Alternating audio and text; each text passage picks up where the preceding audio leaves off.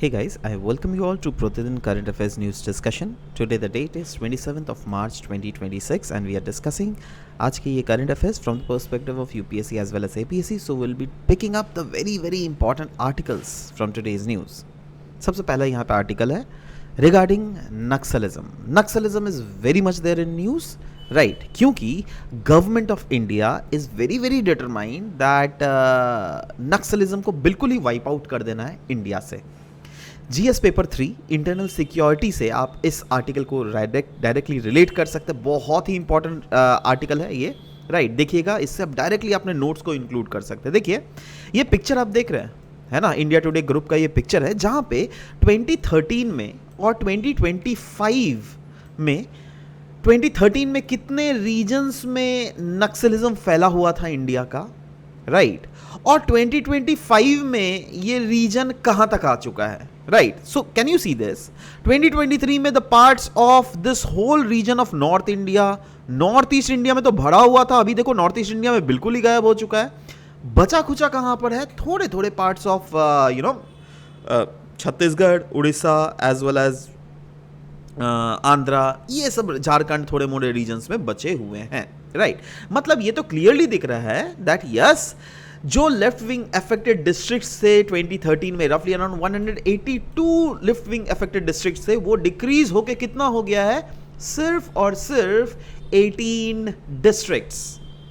Right so यहां पे यही बोला गया that final military offensive that is security forces ने लॉन्च किया है बहुत सारे ऐसे मेगा ऑपरेशंस जिससे उनका एम यही है दैट जितने सारे आर्म्ड माओइस्ट कैडर्स हैं जो कि ये नक्सलाइट एक्टिविटीज फैलाते हैं उनको रोका जा सके और 100% एलिमिनेट कर दिया जाए इंडिया से आर्म्ड नक्सल्स. ध्यान दीजिएगा, 100% एलिमिनेशन ऑफ हुम, आर्म्ड नक्सल्स. अब अगर कोई आइडियोलॉजी लेकर बैठा हुआ है उनको एलिमिनेट करना मुश्किल है ना, राइट. बट हाँ, अगर किसी के पास से फॉर एग्जांपल आर्म्स है, हाँ उनको एलिमिनेट करना रिस्पेक्टिवली इजी है. तो वही बोला गया. पहले तो हम लोग समझते हैं दैट ये नक्सलिज्म है क्या, लेफ्ट विंग एक्सट्रीमिज्म जिसको हम लोग बोलते हैं. देखो नक्सलिज्म का कॉन्सेप्ट जो है ना, ये ब्रिटिशर्स के ज़माने से हम लोग को थोड़ा डेवलप बैक करना पड़ेगा, तभी हम लोग को पता चलेगा नक्सलिज्म है क्या. देखो ब्रिटिशर्स क्या करते थे ना, मतलब सरकारी बाबू थे उस समय, है ना, वो क्या करते थे दैट अलग अलग रीजन्स में जाकर वहाँ से मिनरल्स तो एक्सट्रैक्ट करते थे बट इन रिटर्न उन लोग को कुछ दिया नहीं जाता था. तो ऑफकोर्स वहाँ के लोकल्स तो गुस्सा होंगे ही दैट हमारे रीजन्स के जो रिसोर्सेज है वो लोग ले जा रहे हैं सरकारी बाबू लोग और हम लोग को कुछ रिटर्न में नहीं मिल रहा है ना. तो वो लोग रिवॉल्ट करना स्टार्ट कर दिए. तो ये सब जो है ना चलता रहा और एक ऐसा फेज में पहुँच गया जब ये एक्सट्रीम हो गया. राइट सो वो एक कॉन्सेप्ट है नक्सलिज्म का. सो नक्सलिज्म में क्या किया उन लोगों ने, आर्म्ड इंसर्जेंट एक्टिविटीज करना स्टार्ट कर दिए और ये लेड किया गया by Maoist group, specifically Maoist. Right now in areas जहां पे नक्सलिज्म मेनली मिलता है, इन एरियाज को बोला क्या जाता है रेड कॉरिडोर रीजन. तो बाई चांस अगर आपके प्रीलिम्स में कभी भी क्वेश्चन भी आ गया ना that red corridor is associated with which among the following, तो answer will be left wing extremism या फिर नक्सलिज्म. ठीक है. नाउ ये कहां पर अभी इंडिया में कहां पर कंसंट्रेटेड है, the parts of Chhattisgarh, Jharkhand, Orissa, Maharashtra, Telangana etcetera. और इसके रूट कॉजेज क्या है, देखो इसका मेन, जैसे कि मैंने पहले ही बोला दैट डेवलपमेंट अगर ना होना तो लोकल्स जो है वो रिवॉल्ट कर देंगे. और ये भी कई, देखो एक लेवल के बाद अगर ये आइडियोलॉजी देखोगे ना आप, अगर उनके जगह में आप अपने आप को खड़ा करके देखोगे, आप भी सोचोगे दैट हाँ यार रेजिस्ट तो जरूर करूंगा बट हाँ शायद आप आर्म्स ना उठाओ. राइट बट वही बोला गया ना, तो गवर्नमेंट को भी तो सोचना पड़ेगा ना. देखो हमारी गवर्नमेंट क्या है ना, it is a concept of welfare state, जहां पे गवर्नमेंट मेक श्योर करती है दैट जितने भी सारे हमारे सिटीजन्स हो उनका फायदा हो सके. राइट और सिटीजन्स को भी अश्योर करना पड़ेगा that they should also abide by the rules and regulations. But कभी कभी अगर सिटीजन्स अगर हद से ज़्यादा लिमिट क्रॉस कर दिया ना तो वो ये नक्सलिज्म ग्रुप में आ जाता है. राइट और उनका जो नक्सलाइट जितने सारे एरियाज हैं वहाँ पे नक्सल जो ग्रुप्स है ना उनके क्या डिमांड होते हैं ना, उनको यही बोलते हैं देखो भाई हमारे यहाँ पर तो डेवलपमेंट नहीं हो रहा, हम जो ट्राइबल्स हैं हम लोग कहीं ना कहीं सोसाइटी से एलिनिएट हो रहे हैं, लैंड और फॉरेस्ट राइट में हमारे जो राइट्स होने चाहिए थे वो चीज़ नहीं मिल रहा है. तो इसीलिए गवर्नमेंट ने फाइनली एम किया है दैट ठीक है इस कॉन्सेप्ट में ऑल टुगेदर जितने सारे आर्म्ड नक्सलिज्म है उसको by March 31, 2026 is the deadline which is being fixed by the government of India and they have targeted that yes इसको 100% वाइप आउट किया जा सके. तो ये जो ऑपरेशंस चलाए जा रहे हैं उसमें मल्टीपल फोर्सेस का इस्तेमाल किया जा रहा है गवर्नमेंट ऑफ इंडिया के द्वारा, जिसमें सेंट्रल रिजर्व पुलिस फोर्स तो है ही, बट जो स्पेशल एंटी नक्सलाइट फोर्स है ना, जिसको हम लोग बोलते हैं cobra force stand for commando battalion for resolute action, right, इनका भी इस्तेमाल किया, इसको तो ऑफ कोर्स इस्तेमाल किया जाएगा ही, बट सीआरपीएफ, इसके साथ बीएसएफ, आईटीबीपी, सबका इस्तेमाल किया जा रहा है, जिससे मेक श्योर किया जा रहा है दैट इस पूरे कॉन्सेप्ट को पूरा वाइप आउट ही किया जा सके। और मेन जो टारगेट एरियाज दिखा जा रहा है वो है झारखंड का सरंदा फॉरेस्ट और छत्तीसगढ़ का Bastar region. In fact cross border अगर कोऑर्डिनेटेड ऑपरेशंस की अगर बात करें, यस, डिफरेंट अदर स्टेट जैसे महाराष्ट्र, छत्तीसगढ़, तेलंगाना, उड़ीसा, इन सब के साथ जो है ये सब रीजन झारखंड एंड छत्तीसगढ़ की सरकार प्रॉपरली कोऑर्डिनेट कर रही है, जिससे मेक श्योर किया जा सके दैट बाई चांस, से फॉर एग्जांपल झारखंड से अगर छत्तीसगढ़ कोई भाग गया या फिर छत्तीसगढ़ से अगर महाराष्ट्र भाग गया, सो यस, पुलिस जिससे कोऑर्डिनेट कर सके, राइट।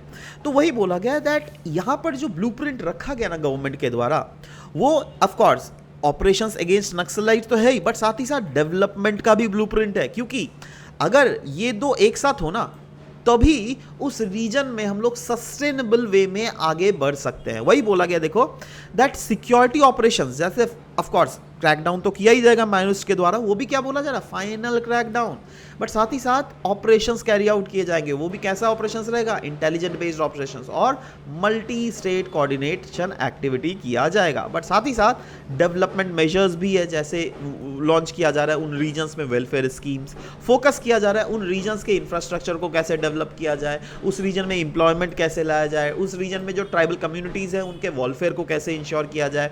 क्योंकि देखो, अगर आप सिक्योरिटी ऑपरेशंस चला रहे हो ठीक है, बट इसके साथ अगर आप डेवलपमेंट भी ला रहे हो ना, तो क्या होगा, security plus development will ensure what, that peace will be prevailing there, but it will be sustainable peace, right, and that is what is the game, aim of the government of India, right. तो इसी के आधार पर guys, this is the question that is being asked, that which of the following forces is specialized trained for anti-Naxals operations। नीचे comment section में आप अपने सही आंसर्स बिल्कुल लिखिएगा। I am expecting that everyone can of you who is watching this lesson can easily answer this, right? Let's see who answers the correct one, right? चलो next, human papilloma virus के vaccinations के बारे में बोला जा रहा है that mission इंद्रधनुष जो है ना, जिसमें government of India make sure करती है दैट जो वैक्सीन फ्री के प्रोवाइड किया जाए, उसमें human papilloma virus HPV vaccination भी इंट्रोड्यूस किया जा रहा है। इस पूरे टॉपिक को आप जीएस पेपर 2 के health, government policies and social sector इससे इंक्लूड कर सकते हैं। क्या न्यूज़ है दैट यस, इंडिया ने इंड्यूस किया है ह्यूमन पैपिलोमा वायरस वैक्सीन को अंडर द मिशन इंद्रधनुष, और ये कब से इंट्रोड्यूस किया गया है, फ्रॉम द मार्च 2026। देखो यहाँ पे अपने आप में एक क्वेश्चन बन रहा है, right, which is again a 5 star question, क्योंकि देखो ये डायरेक्टली, क्योंकि ये देखो मिशन इंद्रधनुष तो वैसे बहुत पुराना न्यूज़ है, राइट, बट अगर आपको फिर से ये क्वेश्चन इस बार पूछ ले मिशन इंद्रधनुष के बारे में, बिल्कुल कंफ्यूज नहीं होना है। ऐसा भी आपको क्वेश्चन पूछा जा सकता है दैट रिसेंटली, सबसे रिसेंटली ह्यूमन मिशन इंद्रधनुष में कौन से वैक्सीन को इंक्लूड किया गया है, राइट। तो बिल्कुल याद रखिएगा इन चीजों को, राइट। नाउ वैक्सीनेशंस कौन कौन से यूज किए जा रहे हैं, यस, गार्डासिल 4, और ये वैक्सीनेशन टारगेट करेगी गर्ल्स को जो कि 14 ईयर्स ओल्ड है। इसका स्ट्रैटेजी क्या है, ये सिंगल डोज वैक्सीनेशन ही है, जिसका मेन एम है दैट रिड्यूस किया जा सके cervical cancer burden in India, क्योंकि अगर बच्चियों में देख लेना सर्वाइकल कैंसर बहुत ही कॉमन है, राइट। सो वही बोला गया। अब सर्वाइकल कैंसर को समझते हैं दैट ये है क्या। देखो, ये जो लड़कियों में लोअर पार्ट ऑफ यूटेरस है ना, उस रीजन को जिसको सर्विक्स बोलते हैं, ये उस रीजन में एक टाइप ऑफ कैंसर है जो क्या उस रीजन को इंपैक्ट करता है, right, which is mainly caused by HPV infection disease, जो क्या इंडिया में अगर देख लोगे अराउंड 1.2 लाख केसेस एनुअली हम लोग को इसके देखने को मिलते हैं, जिसमें इसके कारण 80,000 डेथ हो जाता है ना। तो इसीलिए it is very very important that yes, बच्चों के डेथ को रोका जा सके, राइट। सो वही बोला गया दैट कौन कौन से इसमें वैक्सीन्स है। इसमें देखिए गाइस, इसमें ये वैक्सीन्स है, जिसमें एक तो वैक्सीन्स है जिसको बोलता है Gardasil vaccine, Gardasil 4 in fact, right. ये कौन सा वैक्सीन है? ये बेसिकली प्रोटेक्ट करता है अगेंस्ट द 4 एचपीवी स्ट्रेन। ये जो एचपीवी स्ट्रेन्स है ना, इसके 4 स्ट्रेन्स के अगेंस्ट ये वैक्सीन प्रोटेक्शन करता है। करंटली इसको इंडियन प्रोग्राम में यूज किया जा रहा है। बट और भी एक वैक्सीन है जिसको कहते हैं सिरवावैक। इसको डेवलप किसके द्वारा किया गया है? By serum institute of India. याद रखिएगा, सिरवावैक वैक्सीन जो है which is against the human papilloma virus वाला एस्पेक्ट, उसको किसके द्वारा डेवलप किया जाता है? सीरम इंस्टीट्यूट ऑफ इंडिया के द्वारा। आईसीएमआर सिर्फ उसको इवैल्यूएट करती है, आईसीएमआर उसको डेवलप नहीं करती है, राइट? आईसीएमआर बोले तो Indian council of medical research. और इस वैक्सीन का भी मेन यही फोकस है दैट इसको सिंगल डोज का इफेक्टिवनेस है, दैट एक डोज देने से ही काम चल जाता है। नाउ इस वैक्सीन के रिलेटेड बहुत सारे कंट्रोवर्सीज एंड चैलेंजेस भी हैं। जैसे सबसे पहला कंट्रोवर्सी और चैलेंज बोला गया है इसके safety concerns.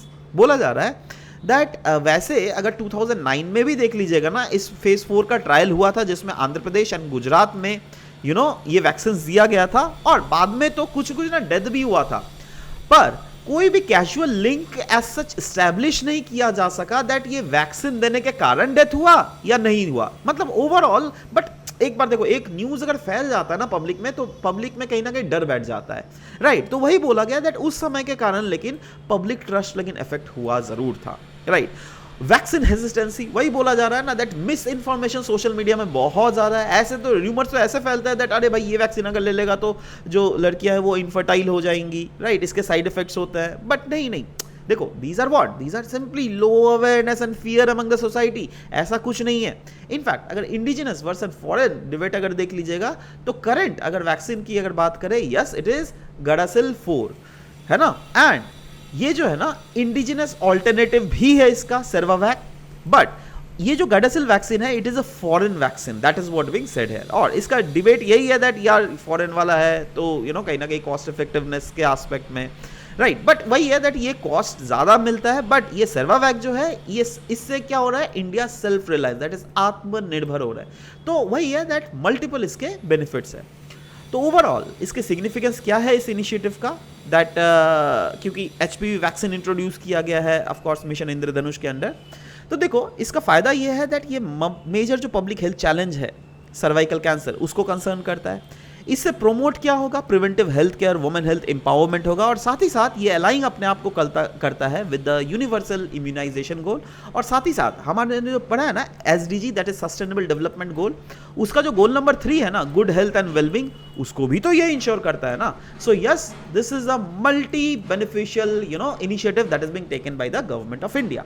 So whatever we have discussed so far, on the basis of this is the MCQ which is being given. I hope that you can easily solve this MCQ. Please नीचे comment section में अपने सही answer जरूर से लिखिएगा. I'll be surely checking whether you are doing it correct or not. So this was all about the discussion that we had. मिलते हैं आप सबके साथ नेक्स्ट सेशन में. I hope that this was beneficial. If it is beneficial, if you feel like, then you can share it with your other aspirants as well. Thank you very much.